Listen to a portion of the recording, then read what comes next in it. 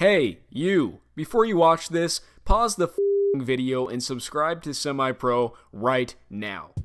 What's going on YouTube? Ryan back again with another video, and today we're talking about the Oklahoma Sooners. Last season, Oklahoma got the last spot in the college football playoff, but they were clearly no match for Joe Burrow and LSU.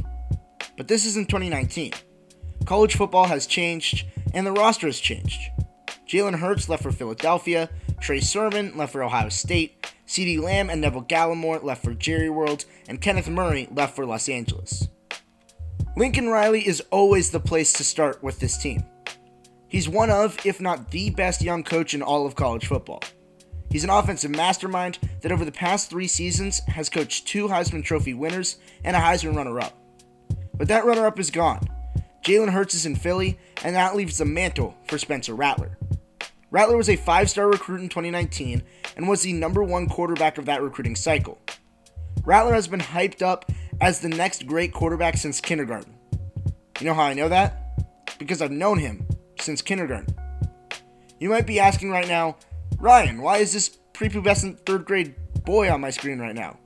Well, that 4-foot-tall 3rd grader is me. And this much taller 3rd grader is Spencer Rattler. So for all you guys in the comments saying I have no idea what I'm talking about and all my opinions are wrong and I've never seen these guys before in my life, you don't really have a leg to stand on for this one. I've played football with him, I've been on his basketball team, and I've played baseball against him. Trust me, this guy is an athlete. And based on the track record of Heisman winning quarterbacks under Lincoln Riley, it looks like Pinnacle High School might have a Heisman representative. But the quarterback position is not the only one on the field, and Jalen Hurts isn't the only departure. Trey Sermon left too, which leaves the starting role wide open for Kennedy Brooks. Brooks has been a 1,000-yard rusher during both of the last 2 seasons, but he's never been recognized as the #1 on the depth chart until now. He will be backed up by Ramondre Stevenson, who rushed for 500 yards last year, and 4-star freshman Seth McGowan. The position group that will look almost nothing like it did last season is the receivers. Lamb is gone. The only other pass catcher that even recorded more than 20 receptions in Charleston Rambo should be the #1.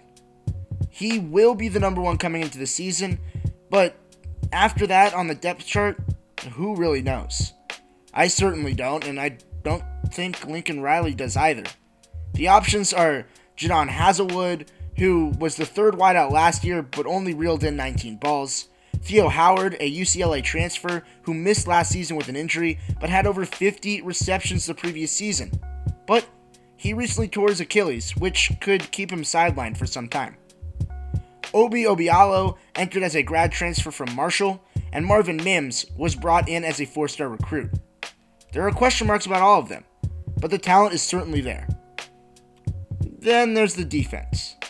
This is where things start to get a little dicey with the Sooner roster.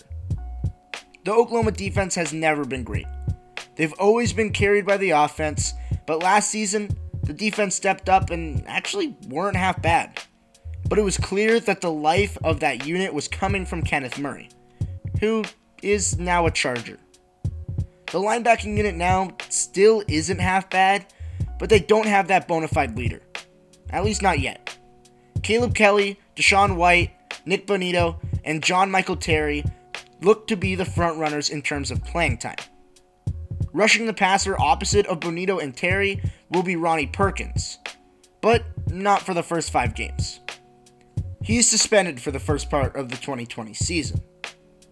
Marcus Stripling will probably be the guy to take over that starting role, but Isaiah Thomas also has a shot. No, not that Isaiah Thomas. No, not that Isaiah Thomas either. This Isaiah Thomas. Perrion Winfrey, Jordan Kelly, LaRon Stokes, and Jalen Redmond are on the defensive interior, and they have a lot of depth behind them. Are any of them elite? They haven't shown it yet. But hey, they could step up. Especially Winfrey. He looks to have a lot of promise. The cornerbacks have the largest variance in terms of who will start. Trey Brown and Trey Norwood look to be the starters on paper, but Norwood was injured last season and is either going to start as a true corner or a nickelback. If Norwood is a nickel, Jaden Davis would be the front runner. On the opposite side, Trey Brown was the starter last year, but he may not have the starting role locked down. Joshua Eaton and Kendall Dennis are both four-star true freshmen who could make an immediate impact and give Brown a run for his money on the depth chart. Ryan Jones and Ty DeArmond transferred during the offseason, but I don't think that will matter. Pat Fields and Delarin Turner-Yell are sure things as the starters at safety, and all the uncertainties of the cornerback position are not true about the safety position. This Oklahoma team is good, and the offense will be explosive. The strengths are what the Oklahoma strengths have always been, and the weaknesses are the liabilities of old. The biggest question mark is if the loss of Kenneth Murray will completely derail the defense. But Rattler, Brooks, and Rambo are a three-headed monster offensively, which look to have some legitimate boom. Sooner. See what I did there?